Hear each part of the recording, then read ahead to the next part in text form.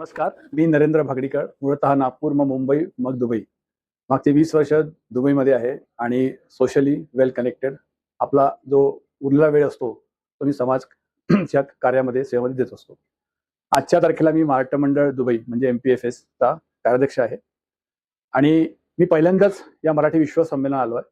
सगळं बघून मन हिरावून गेलेलं. म्हणजे हा एवढा प्रयत्न, एवढे कष्ट जे माननीय मंत्री उदयजी सावंत यांच्या नेतृत्वाखाली झाले दिसतात आहे, त्याच्यात खरंच असं वाटतं की मराठी भाषा ही अभिजात तर आहेच आहे, पण याचा गौरव आणि याचा झेंडा आपण पूर्ण जगात लवकरच मिरवूया.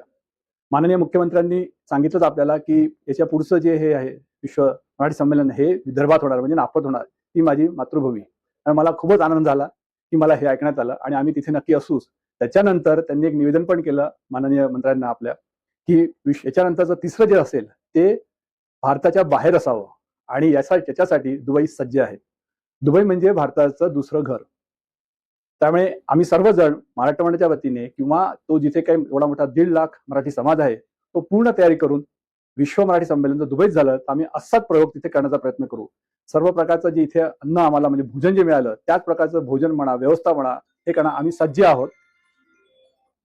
तर माझी माननीय उदयरावजींना नम्र विनंती आहे की मुख्यमंत्र्यांनी दिलेला जो आहे तो विडा आमच्या हातात द्यावा. आम्ही तो नक्कीच उचलूया आणि असंच प्रकारचं एक सुंदर विश्व मराठी संमेलन दुबई म्हणजे UAE मध्ये घडवूया आणि आपल्या मराठी भाषेचा बोला सर्व जगात पसरूया.